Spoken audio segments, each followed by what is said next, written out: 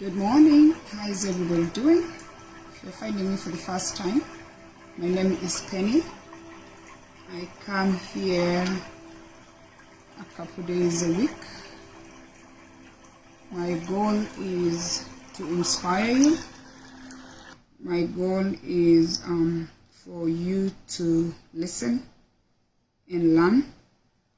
And I hope by the time I'm done talking, you'd have learned one or two things that are going to help you to live a life with purpose.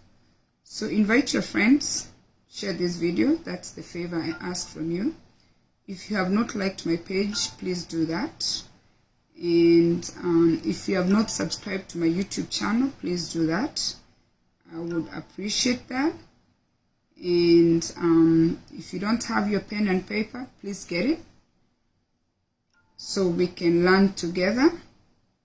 It is a learning moment from regular people, and it's a blessing that Facebook has, or these platforms have allowed us to be able to come here as regular people and share with you guys what we are doing in our private space.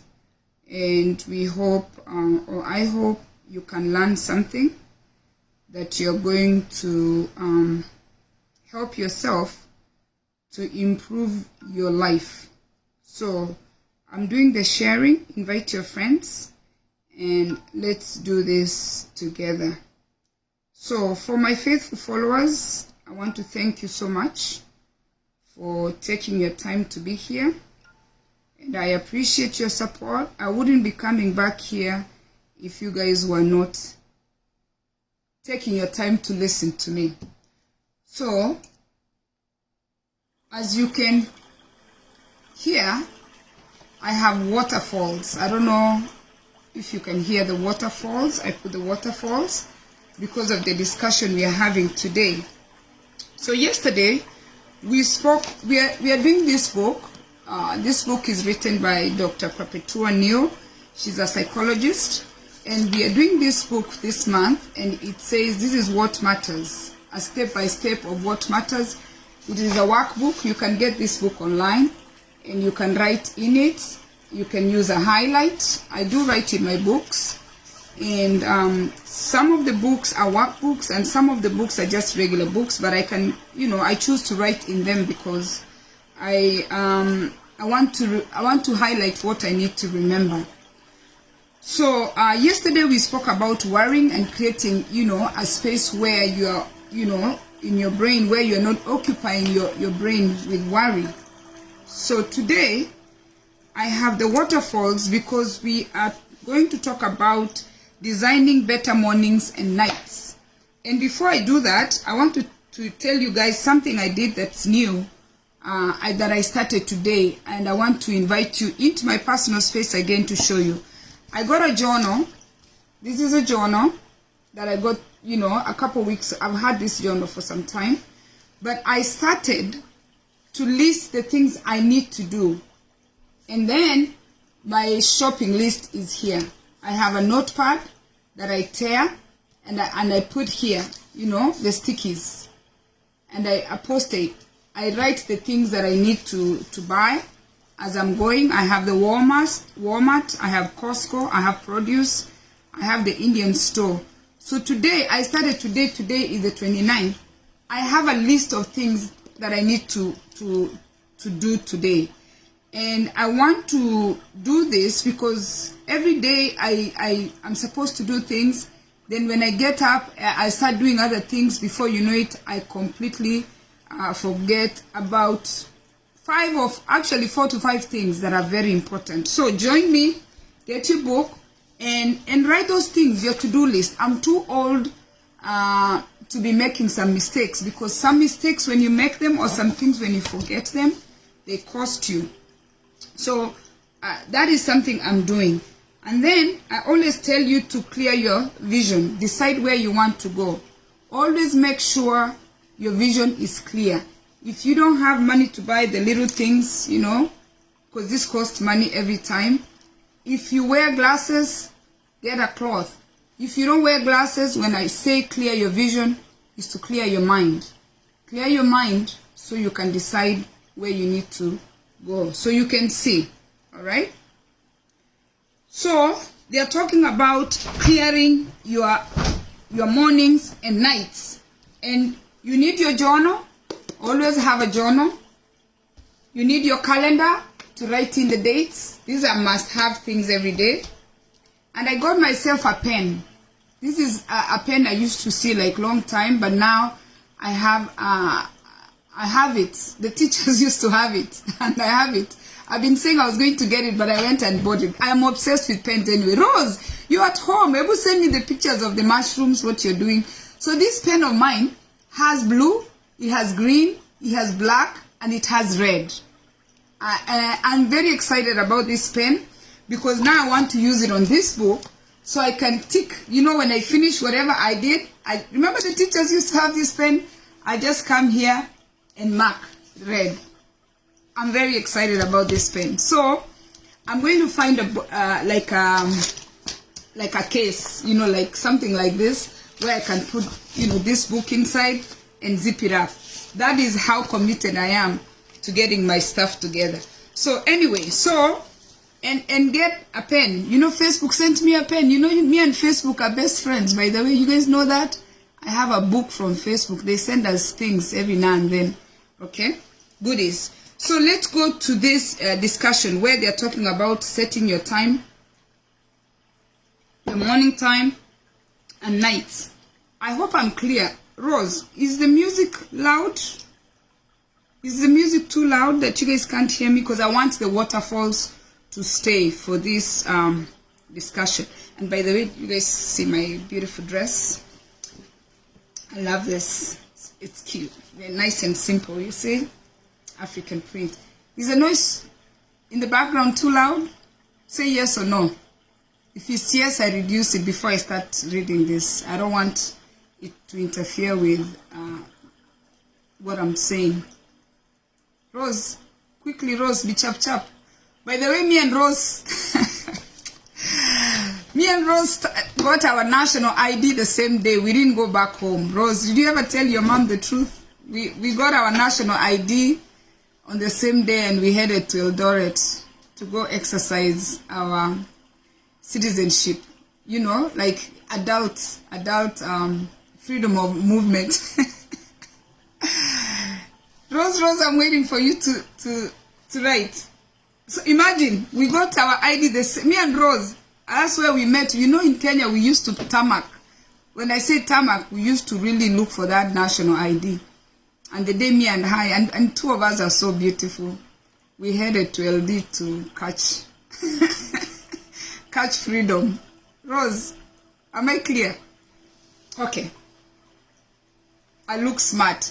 Dennis, tell me if the music is too loud. I don't want to start reading if the music is too loud. Yes or no? Oh, you can hear me. Mbula, my sister-in-law, how are you? See the beautiful sister-in-law, Mbula, how are you doing? I saw that video of Dad getting his car. That's so, oh, I cried. That is so nice. And your boys are grown. Okay, you guys can hear me. Nyandusi Mongoina from Mombasa. Good. Okay, so let me continue. All right, so I hope you have your pencil. The reason why I say you use a pencil when you're writing quickly, so that way you can go back and erase. Don't use the pen because you might not be able to erase. Use a pencil. Everybody can afford a pencil. Bula, I'm glad my family members are here. I like that when my family members support me. So, they're talking about designing your mornings and nights. Okay? You start your day in your bedroom. Lack of space or being glued to your smartphone means the bedroom can be an unpeaceful place and it can be difficult to sleep. Edwin, how are you? Okay? Whether you are finding it hard to sleep or you're feeling uncomfortable to sleep, or you have health issues, you can't sleep, or you are on your smartphone, you can't sleep. Many people have a problem sleeping, okay? And now they are telling you, because we are taking our cell phones to the bedroom, the cell phones are interfering with our sleep. Lucky mom, how are you, Deborah? Okay, so they are telling us to design a better morning and night. And you know what? I am one of them. I sleep with a phone running, with a podcast, and when I wake up, I check the messages. And not just the messages when I wake up, I normally check my bank account. I don't know, I like money. I'm team like money. So I normally look at my bank account every morning to make sure my money is intact, to see what has come before I start my day. Then the other thing I do, I check the WhatsApp messages to make sure no bad news has come from Africa, unfortunately, or from Kenya. Okay? So that is like a routine that I do on a normal day. If I have time, which I normally don't have time, I can browse through Facebook, which I don't have time in the morning because I'm waking up to go to work. But I check my WhatsApp and I check my bank account. Okay, Jacob, how are you? From Dublin. Wow, hey, people are watching me from everywhere. Okay, so that is my routine. I don't know how your routine is, but there's another time we had spoken about trying to remove your mind from social media so you can get good sleep. So they are telling you that you need to be mindful. I cannot just sleep without a podcast. That is something I've done for years. I put it by the side of my bed and I sleep through it. Some people put music, some people put waterfall. Whatever way you want to go to sleep, they are telling you need to be mindful, okay? Now, they are giving you an exercise to follow, okay? Now, in this exercise, you need to consider these things in your bedroom, okay? The bed is for sleeping and for sexual activities if you're married, okay? That's what she's saying. There are two things for the reason why we have a bed. One is to sleep. Two, if you're married, that is where you're going to have your sexual activities. Some of us or some of you can have your sexual activities in the kitchen, in the living room, at the back of the house, in the car. There are other people who are more like adventurous, that they want to have sex out of the home. But it's very rare to find a husband and wife having sex at the back of the house, in the car, or in a closet, or, you know, like fishy places is rare. People who have sex out of their beds most of the time are sometimes people who are cheating or people who can't afford a room. But a traditional husband and wife, regular couple, it's rare for them to do stuff like that. So they are telling you those are the two things. You need to be comfortable, okay? So check your mattress to see if you have a nice mattress. Some of us take our mattresses for granted. You need to invest in a good mattress, because you know what? You are going to stay in one place, in one sitting, like the whole night for 8 hours. So consider reviewing your mattress. Don't just think you're just sleeping. Sometimes, if you don't get enough sleep, it's because your bed is not comfortable. Consider looking at your mattress and evaluating how comfortable your mattress is. And I used to wake up with a lot of back pain, and I found out it was the mattress, and I went and bought a nice mattress. Now I sleep well. Even my children, when they, you know, nowadays the children can lay in our bed. Back in the day, our children cannot lay in the bed. Now the kids can go there, and the mattress is comfortable.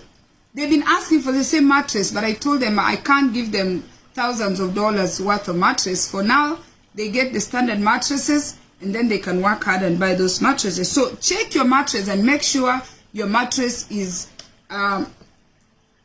comfortable. Okay, let me see this.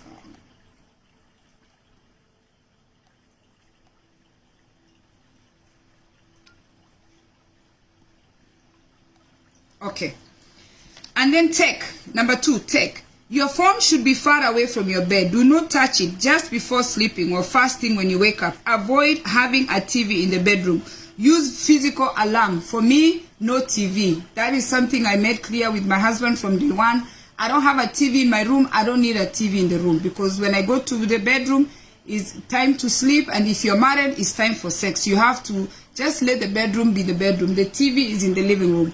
So for other couples, you have your TVs in your room, and that's up to you. But the TV is destructive. You're supposed to go to the bedroom to sleep, okay? Number 3, the temperature. Set your personal ideal temperature in your room. Make sure your room is either is well heated, or your room is cool enough. And buy good blankets. By the way, their blankets I just discovered the other day, they are so nice. If you're in the US, you need to inbox me. These comfortable blankets, they cost like $40. If you're in another state, I can ship them for you. They are very nice. Let me tell you, you feel so, each one of my kids has it.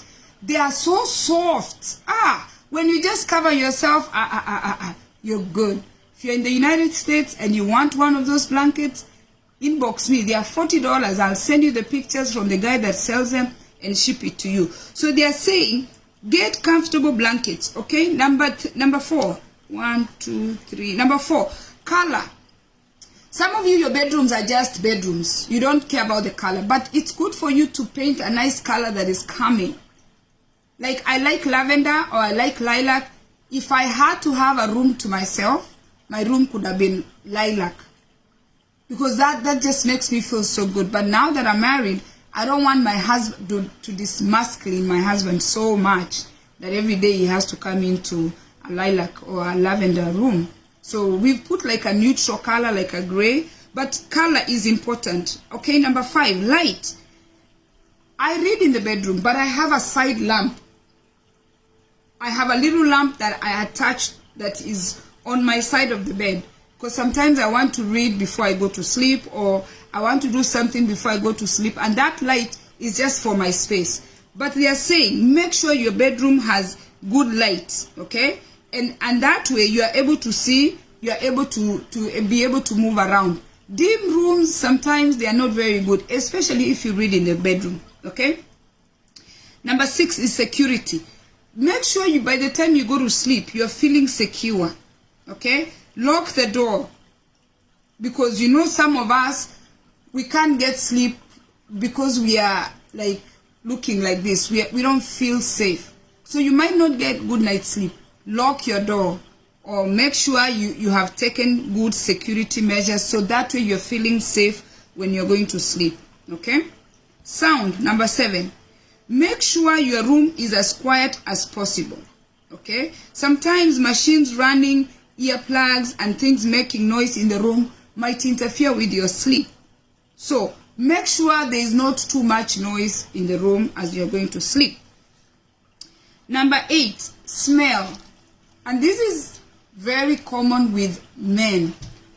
The smell the men have is very strong. And some of you men, you don't like to shower twice. And I've had women who have told me their spouses or their husbands don't like to take showers before they come to bed. Ladies, find a way to talk to your husband nicely, to brush his teeth, to take a shower before he comes to the bed. Because you know what? Even being intimate with someone who is not clean is disgusting. It's not pleasant to share a bed with someone who has not brushed his teeth, who has not taken a shower. The whole day you've been running around. So if you're married to someone who doesn't like to take showers, there is a smell. Ladies, some of you smell. Not some, all of us smell.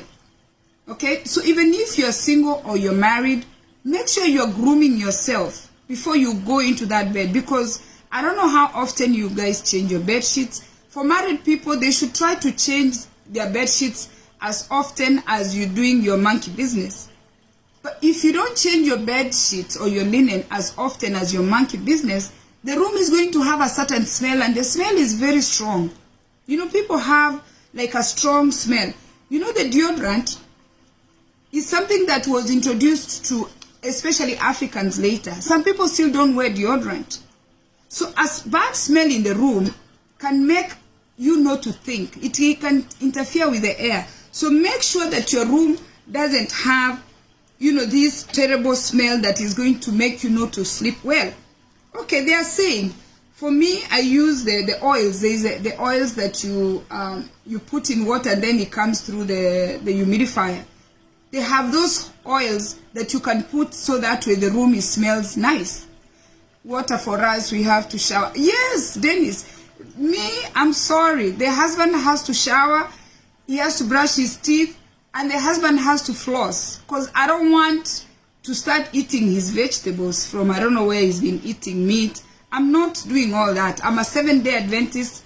And the 7-day Adventist hygiene is like #1. I don't know about other churches. But the church that I grew up in, hygiene is like #1. So, ladies, men, naturally, I have boys here. Men naturally don't feel like taking showers twice a day. But if I'm married to a man that doesn't like showers, I'm just going to find a way to make sure he showers. And I'll make it easy for him by promising him good things. You know, promise him something. Make sure you tell him you have something for him. He will shower. Okay? And now they are telling you, why does this matter? Understand why this matters. Sleep is something that should be non-negotiable. It is a cornerstone of your physical and your mental fitness. It's affecting your work performance. It affects your relationship. And it revolves around everything you're doing. Not getting enough sleep is going to interfere with everything you're doing. Okay? Joseph, you are saying the way it is. Truth be said, wanaume tuna... Yes, yeah, it's not just you, Joseph. I have 3 boys here. and I can't help but be truthful because they choose not to shower. They'll tell you they're fine. A lot of men don't shower. But if you choose to be married, listen to your wife. At least when you're coming to bed, take a shower. Because you know what? You don't want the bedroom to smell like that. So you should not negotiate with your sleep. Now, some of us, we prioritize our sleep. On Monday, was it Monday? No, on Tuesday, yesterday, I was dropping our son Dylan to the airport. His flight was at 3 a.m. No, 4 a.m. So he needed to be at the airport by 4. So we were up by 3 a.m. so I can drop him at the airport, which is an hour away. I dropped him, and as I was coming back halfway, I just felt so sleepy. Because I'm the type that sleeps deep until the alarm comes on. I decided to pull over at the rest area and I literally slept. I slept completely. I parked the car, I put the car, I went to sleep. Because I could not I'm used to sleeping. I value my sleep. It's something I learned from my father. My father loved, to sleep. Because that's how you're productive the next day. So you might not think that sleep is important. Some of you're not productive because you're not getting enough sleep. And then they're asking you to connect with what matters. Are you connecting with what matters? So far they're asking you, after everything she has said, what has struck you about your habits in the bedroom? Now that you understand what matters in the bedroom and your sleep, what is stopping you from doing what you're supposed to do? And then she's telling you need to take action on what matters. What matters? The question number 1 you need to ask yourself, what needs to change in your bedroom? Please write that down. What needs to change? Okay? First, evaluate things that could be changed in your bedroom. That's even starting with the showers. You men, even if you're not married, just shower. If you have good night's sleep, especially if you are broke men and you're watching me, if you don't have money, if you're broke and you're watching me, the reason why you're broke is because you don't shower and you don't make your bed. Shower, take a shower so you can sleep peacefully. So when you wake up in the morning, you're waking up with good ideas. Just a shower, grooming yourself. Especially if you are broke. You cannot be productive if you don't groom yourself. Okay? So what do you think that you're going to do a little different? Okay? That is going to help you get enough sleep. That is number 1. What do you need to change? And then you need to write down 3 pressing things that you're going to change moving forward from today. 1, 2, 3. You're going to either turn your phone off, you're going to either take a shower, or you're going to paint your room. Write 3 things that you're going to improve in your bedroom. Number 2, set a deadline. Set a deadline to plan to implement these changes and think about the time, the being practical, and the budget. Because if you're going to paint your room, it might cost you. Okay? Is it going to, the change you want to make, is it going to cost you? If it's going to cost you and you don't have the money, you might want to wait. Okay? And then when you set a deadline, write it down. I want to implement these changes by, now write 11, 29, 20, 23. I'm going to start, let's say, take showers daily, right? Let me be practical. I'm going to not be on my phone, on social media. And then I'm going to, let's say, what other thing do I need to do? I'm going to, no, I'm thinking of the other thing I need to do. I'm going to maybe vacuum, because you know what, maybe there is dust. I'm going to vacuum my room. So I've written mine 3. I've set the deadline. No, today is 29. I'm going to give myself 2 days vacuuming it. You know, around the house. I removed my carpet in the house because I have dogs. So I'm going to put here 11:30. At least something I don't do. I vacuum my bedroom every now and then because it's all wood. But I'm going to now remove the dust because maybe the dust is interfering with my thinking. Okay? Number 3, assess the challenges. Ask yourself. Okay, then it's for you is the phone. Assess your challenges. Okay? Are there any challenges you may face? How can you get around them? You may ask yourself and do the research. Some of you, even taking a shower can be a challenge. Ask yourself, what is going to be a challenge? Okay? And then write the potential challenges that you think you might face and write their solutions. Okay? If it's showering, maybe you don't have enough water. If it's the phone, really like the phone, you guys should get rid of the phone. There's no need for you to be sleeping with your phone and being on social media doing nothing. Okay? And pick a time that you're going to turn off the phone. Pick a time in the morning. How much time are you spending on the phone? Because you know what? I listened to another podcast. If you get on the phone, the first thing you go on social media, it takes the fresh brain, the productive brain. So you don't need to give social media your first fresh brain after resting. If you want to catch on with social media, do it later in the day after you've used your nice brain to do something productive for you. Okay? And then number 4, assess activities moving out of your bedroom. Finally, think about activities like entertainment. You know, like you have your TV. What do you need to still keep your TV in the room? Here is a list of activities I will move out of my bedroom. What are you going to move out of your bedroom? Ask yourself. Some things that you have in your bedroom you might not have. Especially again, if you're one of those people who is struggling financially, if you're one of those people who's a dependent, if you're one of those people who's going through life challenges, if you're one of those people who's depressed, if you're one of those people who's abusing alcohol, if you're doing all these things that are not adding value to your life, these lessons are good for you. You need to evaluate yourself and ask yourself, why are you where you are? You could be where you are because you're not getting enough sleep. And the other reason why some of you don't get enough sleep, it's because you're idle. During the day, you have nothing to do. So your brain is not tired. But if you keep your brain occupied and push, by the end of the day, your brain is going to be tired. Turn the phones off. During our time, we did not have phones. We just went to, so we got used to that. But now, if you let the phone take away so much from you, then you're not going to have school fees for your children. You're not going to have that house. You're not going to have everything money can buy because the phone is occupying you.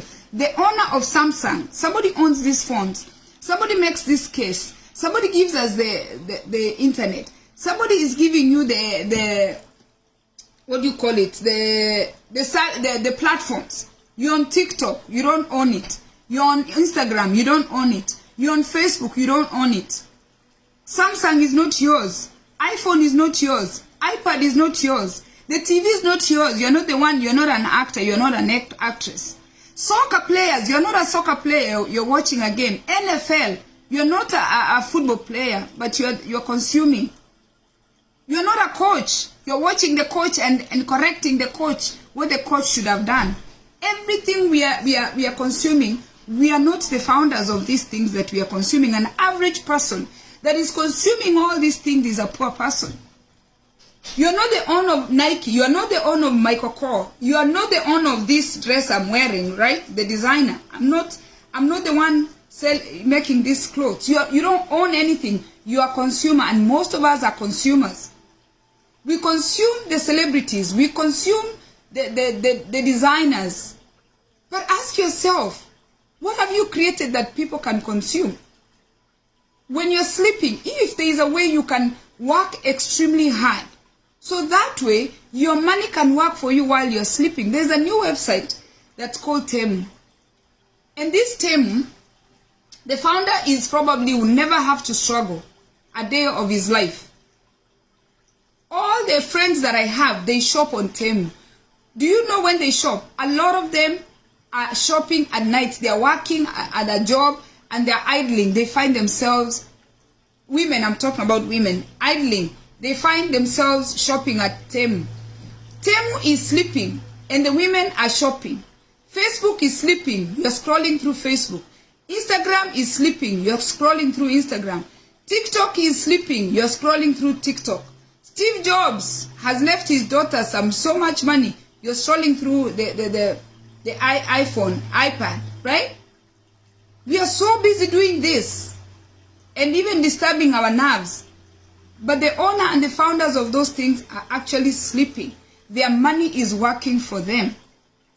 So you need to get enough sleep so you can get to a point where you're productive, so your money can work for you. Because if your money is not working for you, you'll always work for your money. And who wants to always work for their money? It is the most painful thing. And you know, I was listening to a podcast today with my daughter here, and we were talking about being on somebody's payroll. And I tell my coworkers this all the time.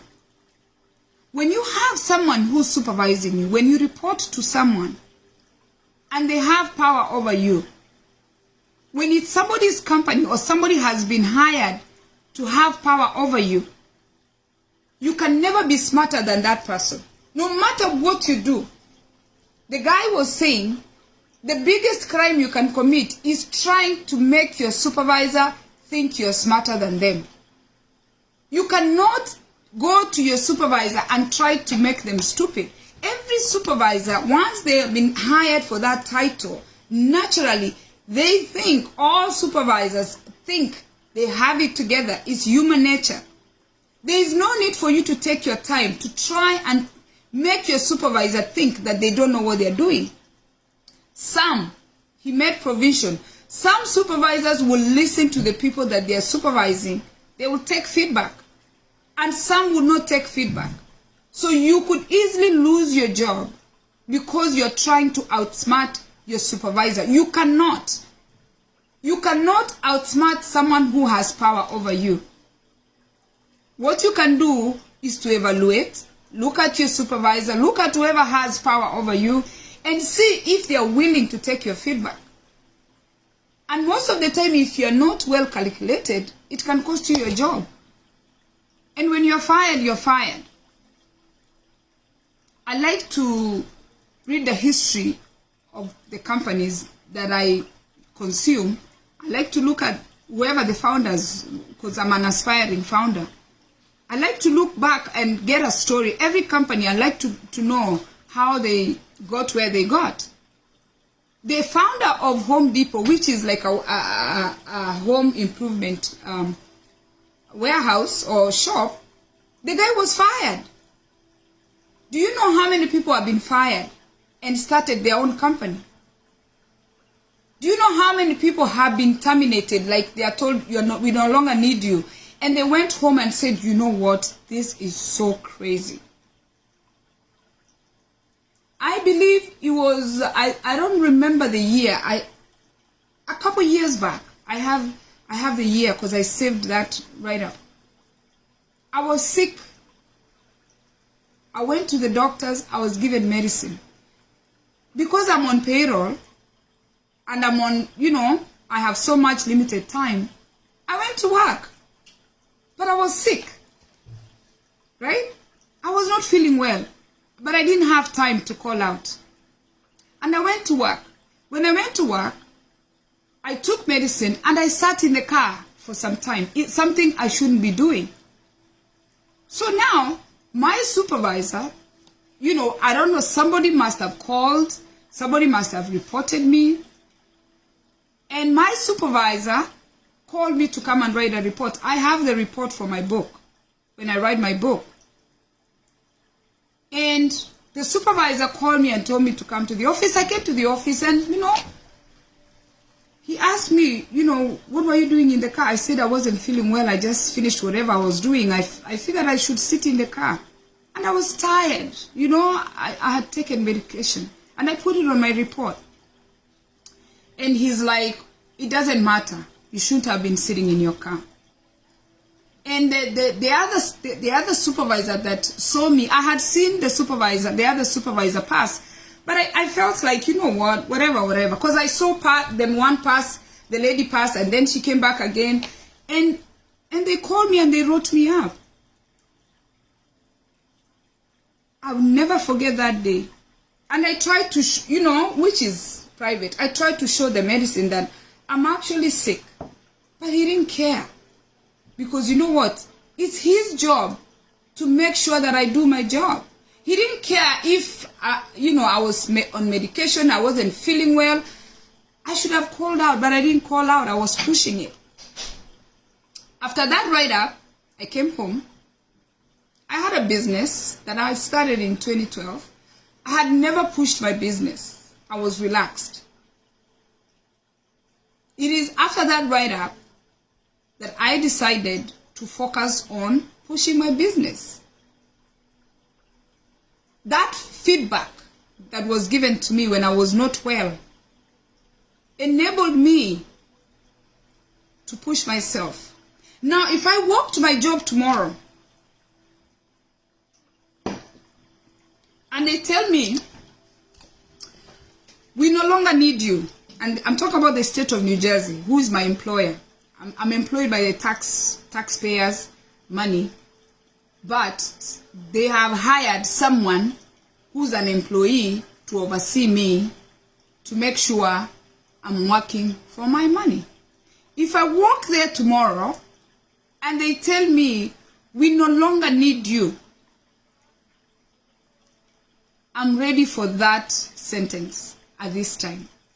Or at that time when I pushed my business. And I did tell, this story I'm telling you, I did tell that supervisor after a year into the business, I think it was a year, whatever time it was, I went back and I said, well, I was not too happy with you. And I'll never forget that supervisor, the two supervisors that wrote me up.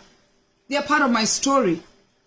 So now I can walk in and they can just tell me, Penny, goodbye. And I'm a part-time, I'm not even full-time. I work there part-time. They can just get rid of me and I'm fine. I can pack my bags and just say it was nice meeting. Because you know what? It's a state job. It is not my job. They are also employees. You understand? They have a job to do. So I say all this to say this. You need to sit and remove all those things that are in your head. Be challenged. Get enough sleep. I say this to say this. You're in my personal space. I come here to share what I do on a day-to-day basis.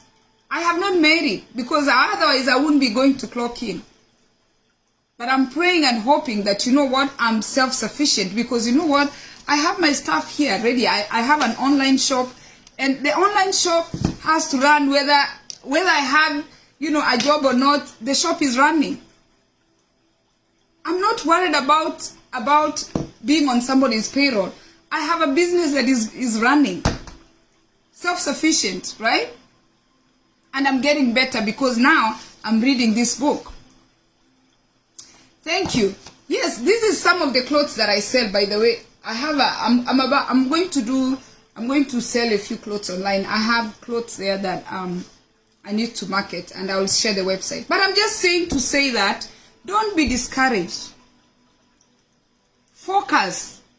Remove your mind from everywhere else. When you go to bed, rest. And by the way, I'm 100%. When I say 100%, believe I'm beautiful. I'm 100% that I'm a good person to me. I'm 100% that I'm my own boss. I don't live in fear, because at 50 years old, I've lived half my life. But I just didn't start now. And that's why I come here. This is something that was instilled in me by my father, that you know what, you are answerable to yourself. Let nobody intimidate you to failure, because people can make you, or people can push you to fail. For us who work for the state of New Jersey, we are all on the clock. All of us. All of us are on payroll, including the CEO. We don't own that job. That is not the personal company. It is a state job. Scholar, inbox me, we talk. Right? I believe in myself. There's nobody who's going to come and tell me otherwise. I refuse to hear otherwise. I wake up, see, I put myself together. I'm like, I'm cute. I like yellow. I'm like, I'm cute. I got it. When I go to sleep, I sleep good. Well, even that day I was written up, I slept good. And I woke up good. Was it a good feeling? No, it's a bad feeling. But that bad feeling is what you might need, so it can boost you to do better. So that way you can aim higher. Don't worry. We said yesterday, stop worrying. Don't occupy yourself with worries. You will never succeed if you worry too much. Worry is just taking space when, you know, like now I'm supposed to sit and create beads. You know, I have all these beads here. I have different beads here that I need to create patterns. I have beads, see, all these beads. I have to sit here and create patterns. I have to sit here and create patterns. Design. I cannot design if I'm occupying myself with that one write-up. So when I go to bed, I just need to get a good night's sleep. So that way the next day I'm productive. I said all this to say, okay, get enough sleep. Get a pen and paper. Write your day-to-day goals. When you finish, tick. Get a paper. Don't just shop, right? Write the things that you need. Write the things that are important. So that way you are not overspending. You're not spending money that you don't need to spend. Right? And some of us, we like being fancy. You see, this book, you see, I'm just going to put my pen right there. I'm good to go. Some of us like fancy. We like the soft life. I don't know what kind of life you like. Me, I like soft life. You understand soft? I'm the woman that likes soft, and I knew that from the beginning. And when I met a man, I told him I like soft life. I'm the woman that wants a man to take out to eat and buy flowers and take me places. I'm the kind of woman that wants a man to drive and when you are going on vacation, he lets me sit in the car like a girlfriend, checks into the hotel, make sure, goes to the room, tours the room, make sure the room is nice and clean before he can come and get me with my luggage from the car. That's the kind of girl I am. And 29 years, those are the standards of operation for this girl from Nyando Chebira. I have standards. I don't just settle for anything. I have standards. And in that room, oh, you guys, if you follow me, you will see, in that room, most of the time, there's flowers and chocolate waiting for me. That's the kind of girl I am. I like a soft life.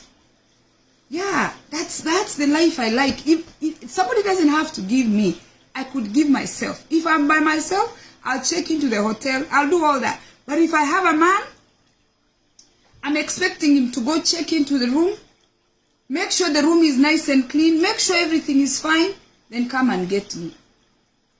And then even me, there are things he wants. I need to know his expectations. So it's a give and take, right? Like the bedroom TV, I made it clear from day one. I don't want a TV in the room because I'm an aspiring CEO. I want to sit one day and give a testimony how I founded my company. I'm an aspiring self-employed woman, right? So I need good night's sleep. I don't want to hear what's happening in Syria, CNN. I don't know what I don't want to hear any noise in my bed. personally. But the TVs in the living room, there's another TV downstairs. The TVs can be anywhere. You can put another TV in the kitchen, but not in my bedroom. But I made it clear, and we're in agreement. I don't want noise. And I'm behind my game. Very much. At 50, I was supposed to have been retired. So I'm so troubled that I'm still on payroll. I'm so worried. I just don't want to sleep for 8 hours. I'm cutting my sleep time to 7 hours or 6. Because you know what? I'm behind my time. My goal was to retire from somebody's payroll at 50. So I'm just concerned. But I'm not going to, stay awake at night. No.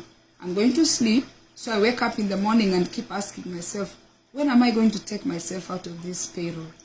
And I need to come out of that payroll. How? Is when I need to sit and write. God bless you. I've taken a lot of your time. Have a blessed day. And please, invite your friends. Share this video. And let's all learn from each other. I hope I've inspired you. I hope you listened and learned 1 or 2 things that is going to help you to live a life with purpose. A life with purpose is designed by you. Clear your vision. Decide where you want to go. Nobody can design your life for you. You cannot live for your children. You can't live for your spouse. You can't live for your supervisor. You design your life according to how you want it. Because we cannot be the same. Even twins cannot be the same. Living a life with purpose means you live with intention. You don't just let life happen. You live with intention. You live without fear. You set your standards of operation. You set your policies and procedures. You don't just take anything. Set your standards and go with them. And then, even if you have set standards, know when to meet someone halfway. Even if I have 1, 2, 3 expectations, there are times I know I need to meet my husband halfway. I need to meet my sister-in-law halfway. I need to meet my kids halfway. I need to meet my supervisor halfway. Know when to move over. Don't stick with those standards, and sometimes those standards of operations are not applicable. Know when to switch to the other side. Thank you for watching, and God bless you.